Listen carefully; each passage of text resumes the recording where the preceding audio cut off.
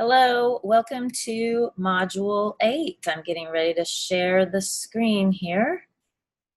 And oops, let's just do this and this.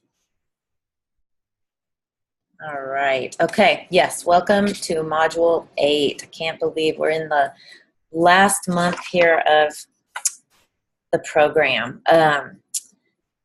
We were talking about habits last week in Module 7, and so we're going to add on to that. We are what we repeatedly do. Success is not an action, but a habit.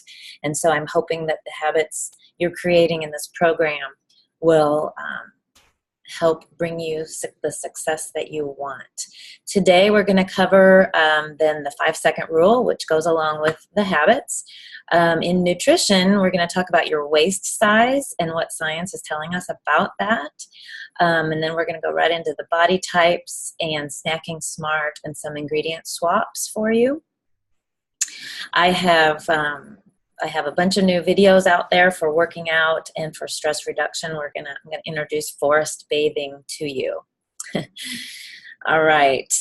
So let's start with the 5-second rule. And basically, this is the point of the program where your motivation is going to wane a little bit. And hopefully this is where your habits will kick in and they'll take over even when you're not motivated or don't feel like doing something. These good habits are going to take over and help you succeed. So, habits. What are the habits you had before you came into this program? Brushing your teeth every night before bed. Sometimes I don't feel like brushing my teeth, but it's such a habit that I do it no matter what. Same in the morning. So I just want you to consider a lot of these habits like exercising and changing your oils and eating breakfast. Think of them as habits that you do even when you don't feel like doing it. So yes, knowing what to do and why is not enough. If you don't feel like doing it, you're just not going to do it. If you don't feel like exercising, you're probably not going to do it. And if you're waiting for motivation to kick in, it's not coming. That motivation isn't coming. That's why it's so important to have this 5-second rule. So you're probably wondering, what is it? It is this. If you have an impulse to act on a goal, you must physically move within 5 seconds or your brain will kill the idea. All right, so just think about that for a moment.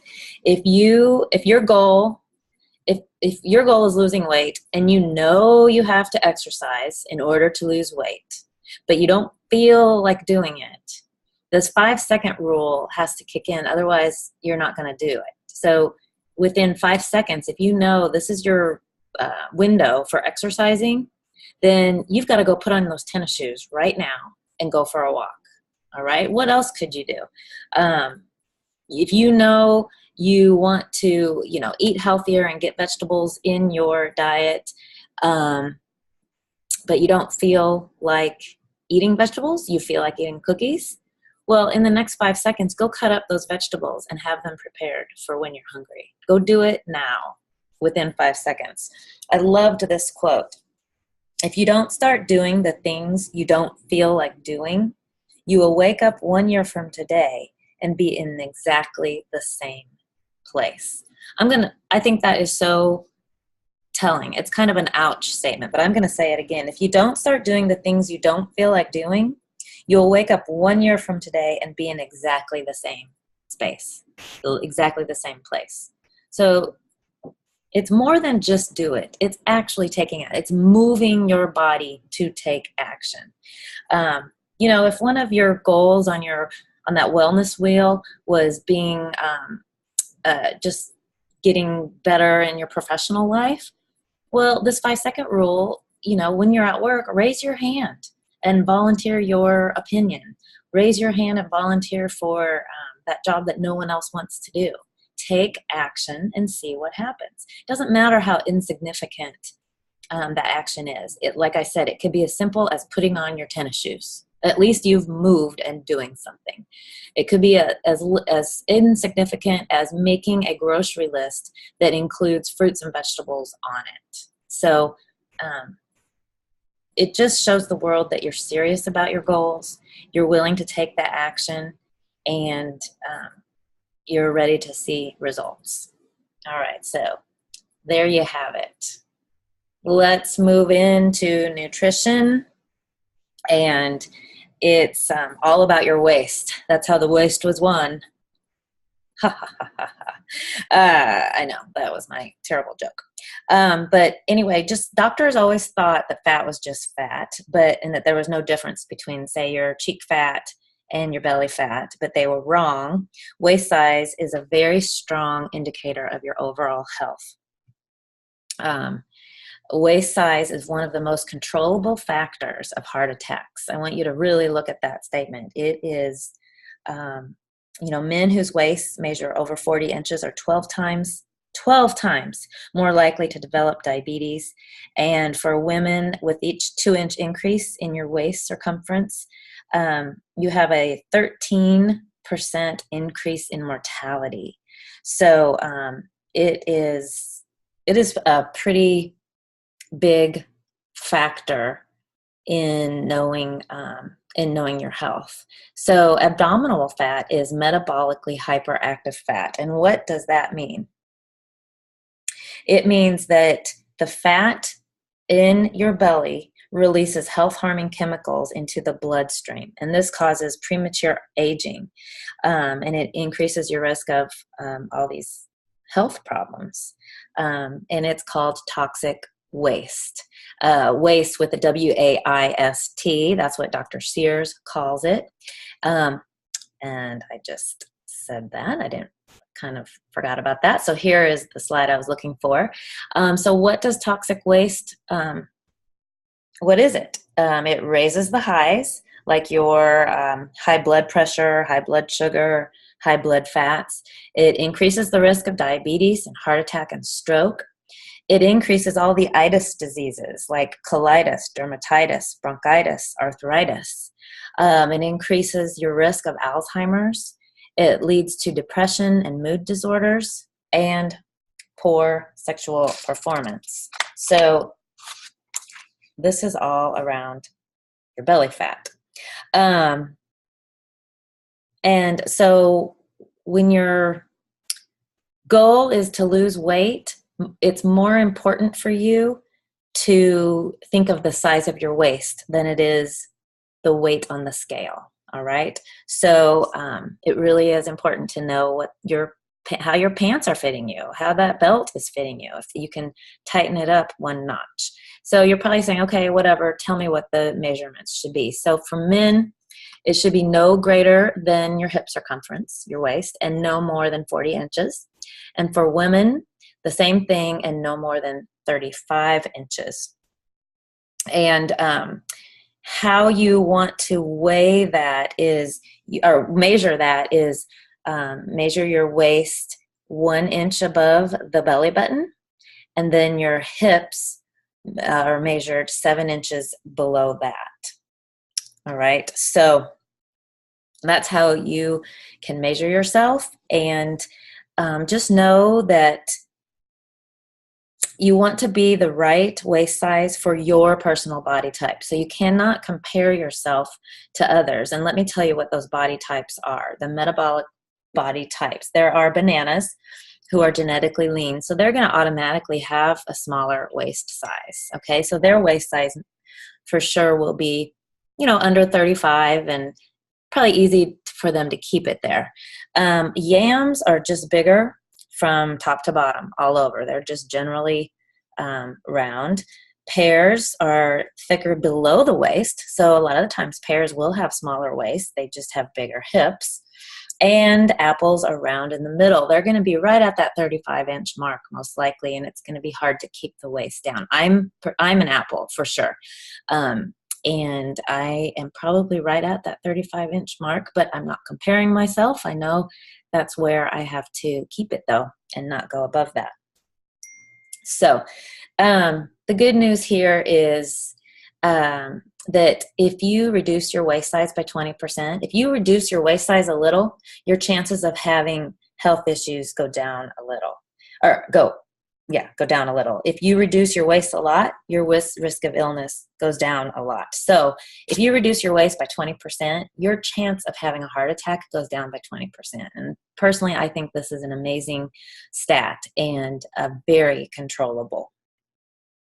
So, and just so you know, I put this waist size information under nutrition because it truly is what you eat that will reduce that waist size. You can exercise and do sit-ups, but you cannot spot tone. That is not going to reduce your waist. What you eat will. All right. So now that you know about that, we're going to move right into snacking smart because, again, you want to graze throughout the day. That's one of the concepts we learned earlier. And so you'll want to snack smart, and you'll want to feel full and snack on real foods, not processed foods. So with every snack, you want both fiber and protein. This will perk up your metabolism and help you control your weight. And your body actually uses up more calories when it processes and digests protein versus carbs. So that's another reason to have protein in every snack. And you'll want to do the rule of threes. Practice the rule of threes when you snack, which is each snack should contain 3 grams of protein and 3 grams of fiber. So I've included a lot of examples in the workbook, and so I'll just go over a few, but a banana with peanut butter, celery with almond butter, a half an apple with a little bit of cheese, hummus with veggies, roasted chickpeas. If you have never made roasted chickpeas, you can do almost anything with them. They're very easy to make.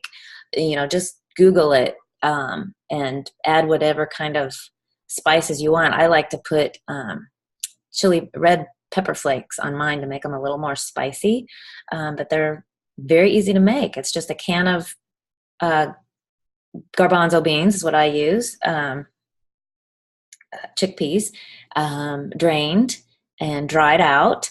Pat them with a towel and then put them in on a cookie sheet and put your favorite seasoning in them and pop them in the oven. So it's very easy. Cottage cheese with nuts or fruit, avocado mixed with chicken. It's like chicken salad, but with no mayo. A little salt and pepper, yum. It's a great snack. So I've also included one of my go-to snacks is popcorn, but I make my own just with a brown bag, one of those brown lunch bags. You just put popcorn in there. You don't need any oil or anything. Pop it in the microwave for 3.5 minutes. Drizzle with olive oil and nutritional yeast, which you can find in health food stores. I find mine at Market Street. And it tastes buttery and cheesy. It's amazing. And nutritional yeast is healthy for you. Anyway, so there you have it, snacking smart. Then I want to go right into some recipe swaps. And so, I don't know about you, but we all have a lot of those comfort food recipes that we like, lasagna, macaroni and cheese that we got from our moms or grandparents. And, they used lard and sugary spaghetti sauces and white sugar, white flour, things like that. And you can still make those recipes, but just swap them out with a few healthier ingredients. And it doesn't affect the taste too much. I know my professional bakers out there will completely disagree with me, and it's okay to make those sometimes, right? But if you want to try these recipe swaps, I've included a bunch of them here. For example, instead of butter, you can use avocado puree or mashed up bananas or pumpkin puree. It's that time of season. Instead of heavy cream, you can use coconut milk Or I've tried this one before. You can use a cup of raw unsalted cashews. You soak them for about 6 to 8 hours, drain them and blend them in some water. And it really is this pasty kind of creamy mixture. And it tastes pretty good too. So there are some good examples in here. I hope you take a look at it and, share what you've done on Facebook, how you've changed your mom's banana bread and made it better or healthier. Sorry, probably not better, just healthier. And I would love to do kind of a recipe swap. I've never done this before. So this is, I would just love to share recipes with one another and then help you, or we can help each other sort of make a healthier version out of it and test it in our kitchens and share the results. So I'm going to put that out there on Facebook. All right, moving along, exercise videos. I have made 8 videos this week. The 2 I'm featuring are the Get Outside videos because I wanted to share with you all the things you can do to exercise outside besides just walk. All you need is a park bench or some wide open space. So there are 2 videos about getting outside, and then I created 6 videos for 6 stations to sexy. And they are a mixture of, one is a core, one is cardio, and then the other 4 are strength training videos or strength training sessions. I show you 6 stations of what to do. Each video is only 4 or 5 minutes just to tell you what you can do, and then it's up to you. You can do each station once. You can go through each station 2 or 3 times. I typically do 3 times myself. You can do each station for a minute or 30 seconds and then cycle through. It doesn't matter. It's whatever works for you. Put on some tunes and have some fun. These workouts are each about 20 to 30 minutes long when you do them. The videos aren't that long. The videos are short. All right. And then next week in Module 9, we'll be doing foam rolling. So you'll want to have your foam roller by that time. I think I told you to buy it last week. And also a tennis ball or some kind of ball. So have those 2 things ready for next week. All right, and then last but not least, under our stress reduction portion, it's this new concept that's rapidly becoming very popular. It's called forest bathing. They are certifying 250 new guides next year in the United States. And you're probably saying, well, what is it? The aim of forest bathing is to slow down and become immersed in the natural environment. They want you to get in tune to the textures and the tastes and the smells and the sights of the forest, which I don't know how you taste the forest, but you can breathe it in, I guess. And they teach you how to touch the bark, smell the fresh air, and they just want you to close your eyes and breathe in the fresh air. And then when you open your eyes, you want to imagine seeing the world for the very first time. Now, I haven't done this. I've read a lot about it. I want to go to our local park here, Arbor Hills in Plano, and just go off on one of the trails and kind of practice this. I pretty much copied the NPR article that I read. You can look it up and find more information out for yourself, but it's called Shinrin Yoku, and it's the practice began in Japan, and it translates to forest bathing. And they have proven that there are significant reductions in your blood pressure and the stress hormones when you do this forest bathing. And it's because they say that trees release compounds into the forest that some researchers think can be beneficial for people. So here I'm just reading this. These tree-derived compounds are known as phytoncides, and it reduces the stress hormone. So had to bring this to your attention, and hopefully you'll find it to be a nice experience.